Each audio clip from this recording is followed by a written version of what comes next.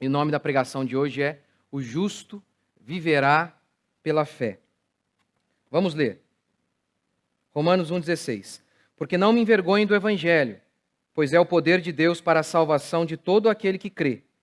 Primeiro, do judeu e também do grego, pois a justiça de Deus se revela no Evangelho, de fé em fé, como está escrito, o justo viverá pela fé.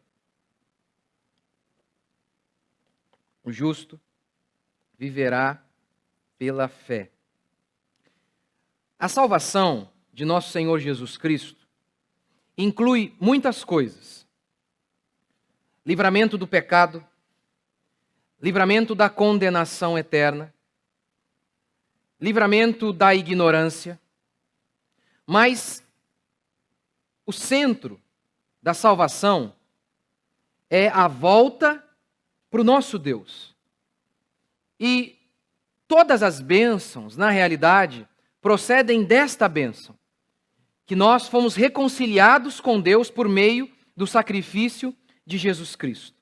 Sim, a fé cristã, ela é muito mais do que um ajuntamento de doutrinas e dogmas.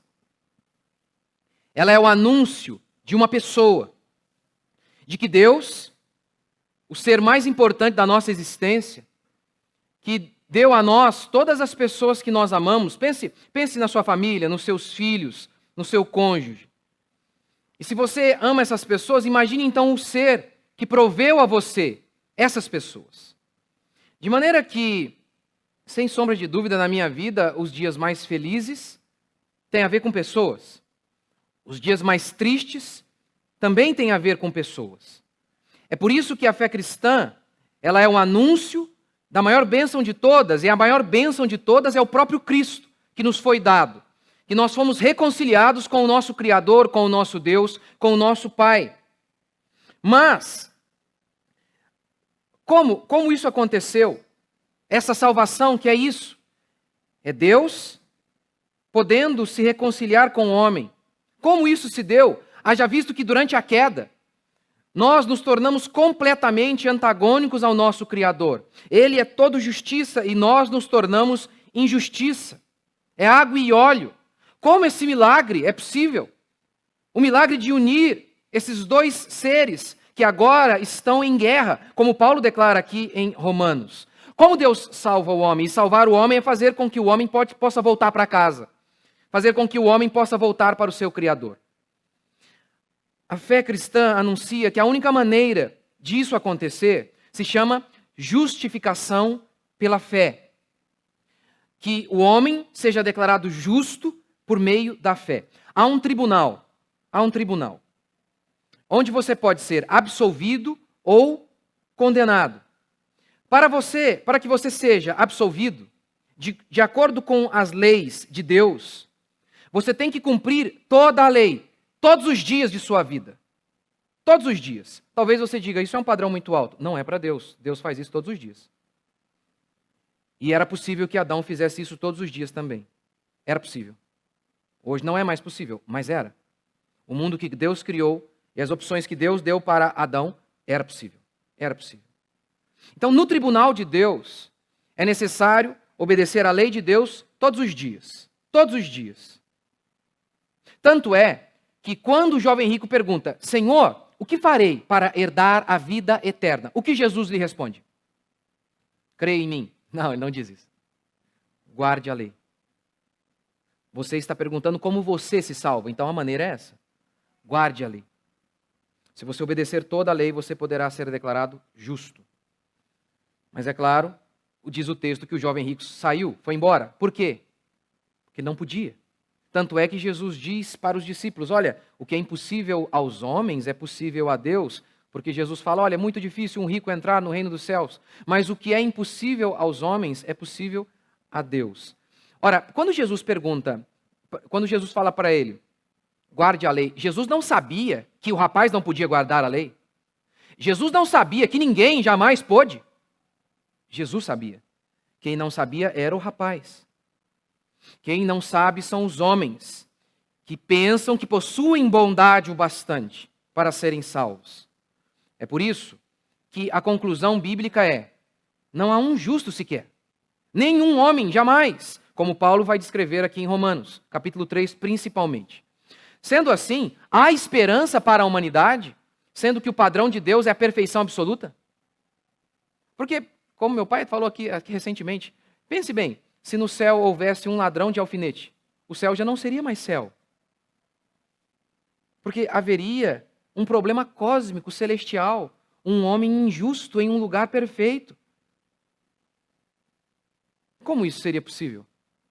Então, há esperança para o homem? Há esperança para a humanidade? De acordo com a lei de Deus, sim. Se um inocente, cumpridor de toda a lei, e mais do que isso, sem a semente do pecado nele, um cumpridor de toda a lei se oferecer e pagar essa fiança em prol do homem, mas tem que ser homem, porque foi o homem que pecou, então é justo que se pague na mesma moeda um outro homem. Haja visto que também, de acordo com Romanos, o pecado de um só homem condenou todos os homens. Está vendo? Muitos não creem nessa doutrina, o pecado original. O pecado de Adão matou toda a raça humana. Não, eu não concordo. Mas você crê que a bondade de Jesus salvou o seu povo? Só faz sentido você acreditar que a bondade de Jesus, a perfeição de Jesus, pode ser atribuída a nós se você acreditar também no pecado original, que o pecado de Adão foi atribuído a nós. Percebe? Só faz sentido, só é justo a ideia da justificação pela fé, de que somos justificados pela fé nos feitos de Cristo, se também fomos culpados pelos feitos de Adão. E as profecias em todo o Antigo Testamento anunciavam que esse Messias viria. Isaías 53 é o mais categórico. O castigo que nos traz a paz estava sobre ele. Pelas suas pisaduras nós fomos sarados. Ele sofreu a culpa. Ele sofreu a culpa para que nós fôssemos salvos. Entretanto, essa fé que se exige que a gente tenha em Jesus Cristo não é um salto no escuro. Creia. Por quê? Porque eu estou lhe dizendo. Não é. As profecias foram marcando e deixando sinais no caminho de que ele era o Messias. Tem que nascer em Belém, ele nasceu. Tem que ser criado em Nazaré, ele foi.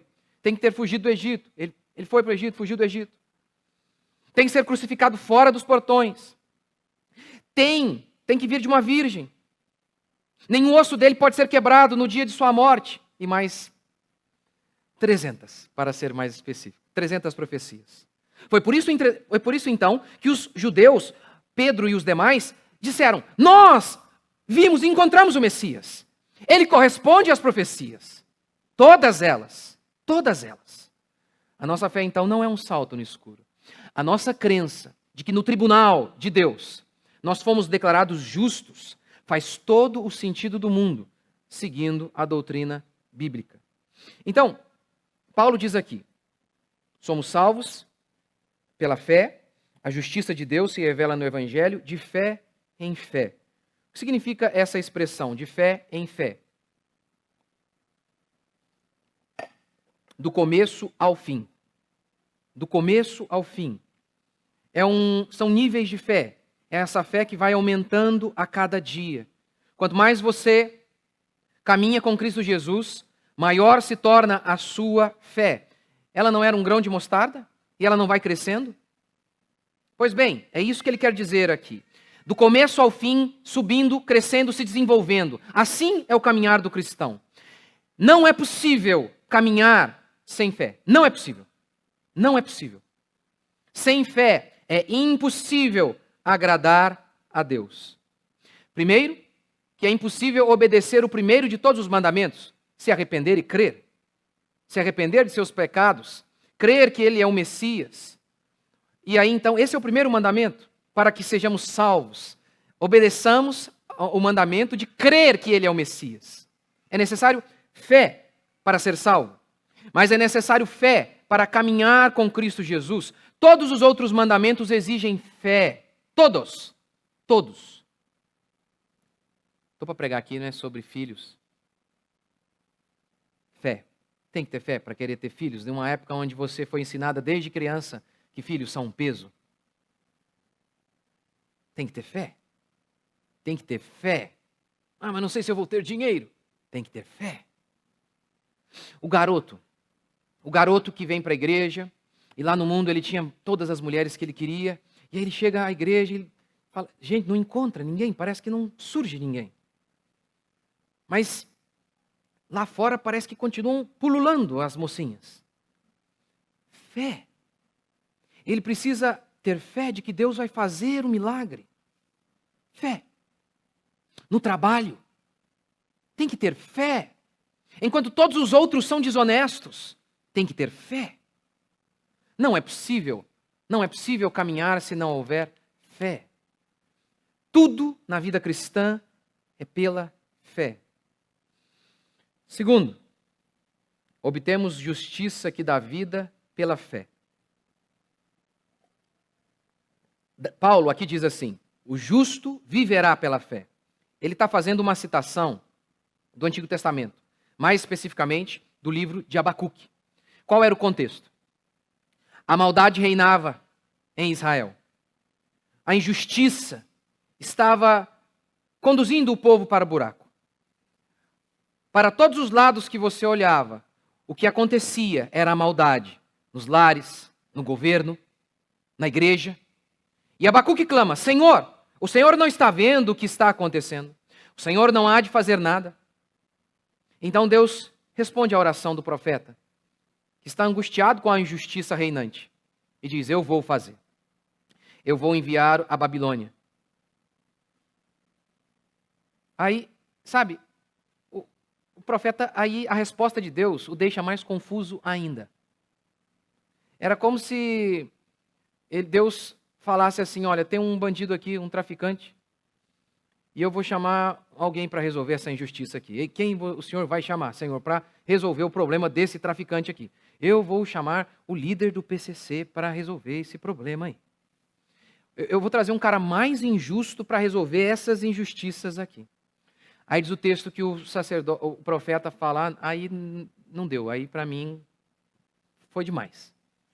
Ele sobe na torre de vigia para esperar Deus falar com ele, porque ele não estava entendendo nada. E aí vem a resposta. O justo viverá pela fé. Naquele contexto, a ideia era, mesmo que você não compreenda os meus desígnios, você sabe que eu sou justo. Não existe injustiça em mim. Não é possível que exista. Confie. Descanse em mim. O mesmo se dá com Jó, por exemplo. Quando Jó pergunta, por que isso aconteceu? E a única resposta de Deus para Jó é, você estava comigo quando eu criei os animais? Você estava quando eu fiz os astros? Quando eu criei todos os elementos? Você estava? Não. Essa é a única resposta que Deus dá para Jó no momento de luto, de angústia de Jó. A resposta é tipo assim, você não sabe nem como eu criei o mundo. Que foi assim, ó, haja luz e ouve. Você quer entender como eu administro o mundo? Jó, então, fica satisfeito. O Senhor é o Senhor, o Senhor é Deus, eu não compreendo todas as coisas, mas o Senhor é o Senhor. E eu me submeto ao Senhor. Fé, esse é o sentido naquele contexto ali. Paulo, então, pega essa frase, o justo viverá pela fé, e usa aparentemente em um outro contexto aqui. Abacuque diz que por meio da fé, o cristão não sucumbe ao desânimo. Esse é o contexto de Abacuque. Mas Paulo está dizendo aqui que por meio da fé, o cristão obtém justiça. Justiça. Paulo está mudando, está forçando o texto. Ele pode fazer o que ele fez aqui? Não, ele não está mudando. É que por meio da justiça é que o crente obtém vida. Abacuque não diz que por meio da fé se tem vida? Paulo não diz que por meio da fé a gente tem justiça?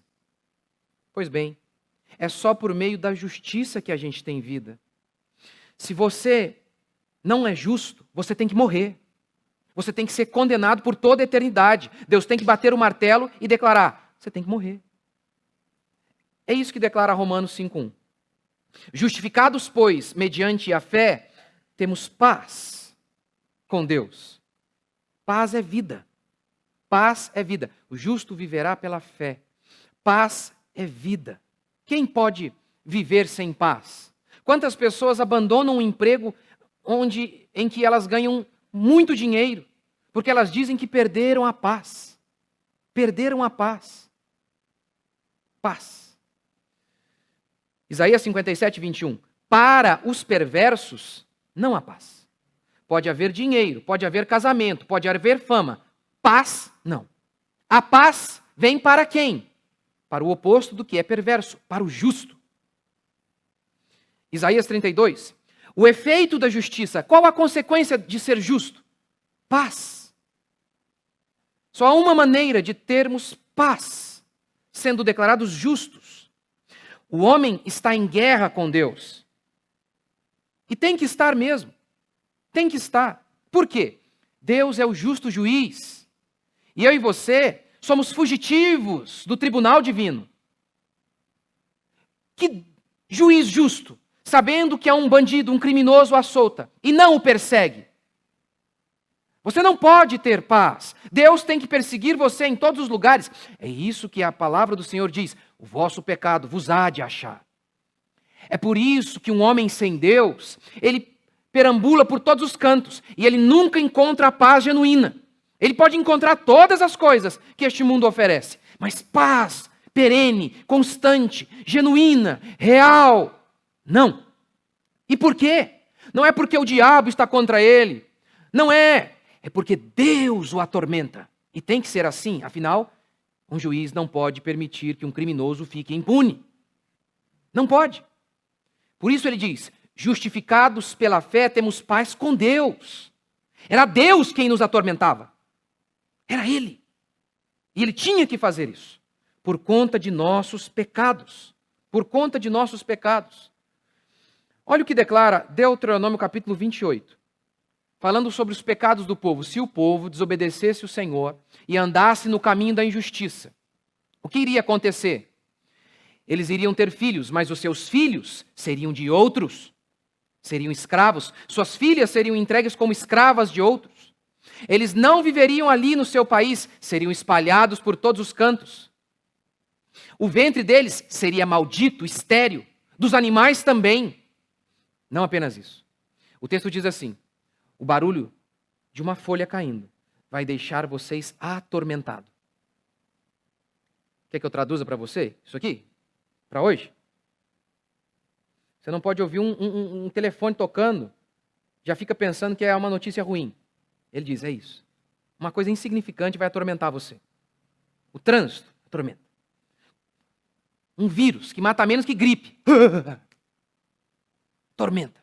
Qualquer coisa fica apavorado. Ele diz, não é acaso, não é apenas uma questão de personalidade. É maldição. Maldito sereis, diz o texto. Maldito sereis. Não importa o que faça. O homem sem Deus é amaldiçoado. Eu vou dar uma definição simples do que é maldição. Maldição é aquele estado em que não importa o que você faça, você nunca está satisfeito. Você vive ansiando fama, prestígio na cidade ou no mundo. Aí o dia que você conquista, sabe o que você deseja? Não aguento mais essas pessoas falando comigo o tempo inteiro. Não é isso que os famosos fazem? A vida inteira eles sonham em ser reconhecidos na rua. Quando são, saem encapuzados. É uma verdadeira maldição. Sofrem por ter filho. Quando os têm, é um inferno. Anseiam desesperadamente ter dinheiro. Não são felizes, acreditam eles, porque falta dinheiro. E aí, quando vem o dinheiro, eles são atormentados pelas inúmeras atribuições e responsabilidades do dinheiro. Nunca são satisfeitos. Nunca, jamais. É igual o toque de Midas. Você já deve ter ouvido falar da história, eu sempre gosto de citar. Tudo que toca vira ouro, lembra? As pessoas costumam falar, rapaz, você tem o toque de Midas em tudo que você faz, vira ouro. Eles pensam que é uma bênção. Não, na história é uma maldição. Midas era um rei já muito rico. Muito rico. Não satisfeito, queria mais. Queria mais e mais e mais. Então pediu aos deuses esse dom. Tudo que eu tocar eu quero que vire ouro. Os deuses lhe advertiram acerca deste dom. Ele não quis ouvir. Voltando para casa, Midas faz o teste, toca em uma árvore, a árvore se transforma em ouro. Ele faz então uma grande festa, coloca todos à mesa para comemorar. E então ele toca em sua filha vira ouro. Ele toca na taça de vinho, não pode tomar a taça de vinho, porque a taça de vinho vira ouro. E tudo é ouro. E ele é o homem mais rico do mundo. E não usufrui de nada. Para os perversos, diz o meu Deus, não há paz. Fama, dinheiro, sexo, pode existir. Paz, não. Paz é um fruto do justo. Só o justo. Porque o injusto está sendo perseguido, não pelo diabo, mas pelo próprio Deus. Pelo próprio Deus. Agora veja, por exemplo, o oposto disso, o crente. Os apóstolos. Pobres, perseguidos. Lembra daquele dia em que os apóstolos apanham, levam uma surra? Lembra? E eles estão voltando para casa. Está lá, aí, os crentes. Os crentes voltando para casa. Tudo comemorando, feliz. Encontra esse povo e fala, gente, o culto hoje deve ter sido de um poder, hein? Gente, conta para nós a boa nova. E aí eles todos felizes. E eles contam, gente, levamos uma surra daquelas. Gente, hoje foi demais. Fomos considerados dignos de sofrer pelo nosso Senhor. Os ímpios estão aí. Eles possuem tantas coisas. Eles possuem casas maravilhosas, possuem tantas coisas. E são amargurados. Os discípulos acabaram de levar uma sova. E estão alegres, cheios de júbilo. Pois, justificados, pois, temos paz com Deus. E quando você tem paz com Deus, você pode até não ter paz com o governo. Você pode até não ter paz com seu marido, com seu cônjuge. Você pode até não ter paz com ninguém da sua cidade. Mas você vai deitar e vai dormir em paz, porque o que importa é que o Senhor, Ele é o seu Deus. Ele faz com que o justo durma o sono mais tranquilo e cheio de gozo que alguém neste mundo pode experimentar. Só há uma maneira de ter paz, sendo justo, declarado justo pela fé em Jesus. No antigo Israel, havia as cidades de refúgio. O que era a cidade de refúgio? Se alguém houvesse cometido um crime, matado alguém sem intenção, homicídio culposo, tem culpa, mas não tinha intenção, ele poderia correr para essa cidade de refúgio. E o vingador de sangue, porque em Israel era assim, se alguém matasse uma pessoa, o parente mais próximo podia matar essa pessoa. Também nunca ouviu isso, né? Oh, e o amor? Aqui é o amor, a justiça sendo efetuada. Mas, se esse homicídio fosse sem intenção, o homicida poderia se refugiar na cidade de refúgio. Estaria protegido ali. O vingador de sangue não poderia se aproximar. Se o homicídio fosse doloso, ou seja, houve intenção, aí não haveria essa possibilidade. Ele deveria ser morto. Mas, se não houve intenção e ele conseguisse chegar primeiro do que o vingador de sangue na cidade de refúgio, ele estaria livre. Deveria morar ali. Inúmeras vezes nós lemos nos Salmos, não? O Senhor é o meu refúgio. No sentido de que o Senhor é o meu refúgio das tempestades, das angústias, e está completamente correto, é isso também. Mas, muitas vezes os salmistas estavam dizendo, o Senhor é o meu refúgio. De quem? De ti mesmo. O Senhor é a minha proteção de ti mesmo. O Senhor é o vingador. Não é isso que diz a Escritura, que o Senhor é o vingador? Que Ele, o único que pode executar a vingança, o juízo? É nesse sentido que C.S. Lewis diz assim, se você não é o pior pecador que você conhece, então você precisa se conhecer melhor. Se você não é o pior pecador que você conhece, então você precisa se conhecer melhor. É exatamente isso que o Senhor Jesus Cristo fez por nós. Só que com uma diferença. No nosso caso, nós tivemos intenção. Nós fizemos intencionalmente. Intencionalmente. Não se engane. Não se engane. Não tente amenizar sua culpa. Os meus pecados, eu incluo aí eu não ter tido mais filhos. Não foi por conta da cultura. Eu quis. Sim, a cultura ajudou em muito. Eu fui o homicida. Os falsos pastores pilantras, eu gostava do que eles pregavam. Por isso demorei um pouco para parar de ouvi-los. Amava. Se você não é o pior pecador que você conhece, você precisa se conhecer melhor. Nós fomos salvos. Fomos reconciliados com Deus. Hoje nós conhecemos a Deus em parte, mas não há bênção maior do que conhecer o Senhor. E é nesse sentido que Romanos 8,32 declara: aquele que não poupou o seu próprio filho, antes por todos nós o entregou, não nos dará graciosamente com ele todas as coisas? Ou seja, ele está partindo do maior para o menor. Deus deu a coisa mais cara. Vai negar uma geladeira que você precisa. Ele deu Jesus Cristo, sendo você inimigo de Deus. E você precisando de um recurso para alimentar seus filhos. Aí Deus fala: ah, rapaz, já pediu demais, né? Já não te dei Jesus? Quem deu Jesus Cristo vai negar o quê? Quem deu Jesus Cristo vai negar o quê? Se esse o quê é a vontade dele, tem a ver com as nossas necessidades para cumprir os planos do Senhor para nós. Tudo começa aqui. Nós fomos declarados justos. É por isso que podemos nos levantar de manhã, abrir a boca e não sermos fulminados na sala do rei. Lembra da passagem de Esther?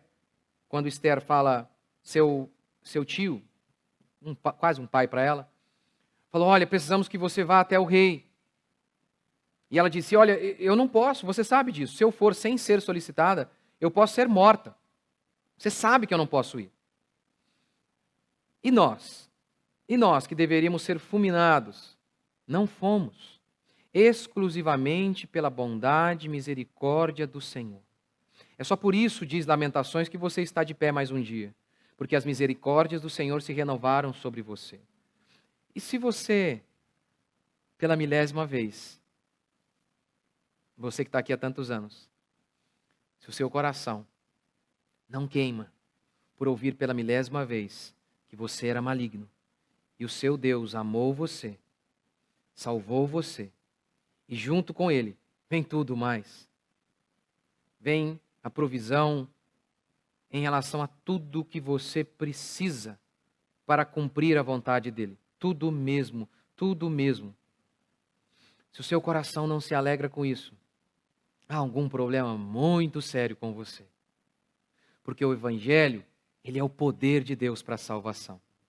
E sempre que ele é anunciado, o seu povo se regozija. Sempre. Restitui-me a alegria da tua salvação, disse o salmista. Você não consegue ficar feliz pelo fato de que você foi reconciliado com o seu Criador, com o seu Deus, de que tudo já está resolvido, tudo mesmo. Porque se o final de tudo já está resolvido, que eu estarei com Ele por todo sempre, o que acontece no percurso é insignificante. Se o destino já está assegurado, por que a preocupação com o trajeto? Não faz sentido. Não faz nenhum sentido. É por isso que os cristãos genuínos não costumam andar ansiosos por coisa alguma. Afinal de contas, o impossível já aconteceu. Um ser injusto se sentou à mesa, ao lado do único ser justo neste mundo. Do que mais nós temos medo? Se o único temor que devemos é a Ele. E se Ele está conosco agora, se a sua mão poderosa é sobre nós, a quem temeremos? Cabe a nós nos levantarmos todos os dias e dizer: bendito seja o nosso Deus, que nos redimiu de todas as nossas imundícias, de toda a nossa mazela, de toda a nossa desgraça, de toda a nossa dureza de coração. E em sua infinita graça, misericórdia e amor, nos redimiu. E é por isso que nós estamos de pé. Você crê assim? Vamos ficar de pé.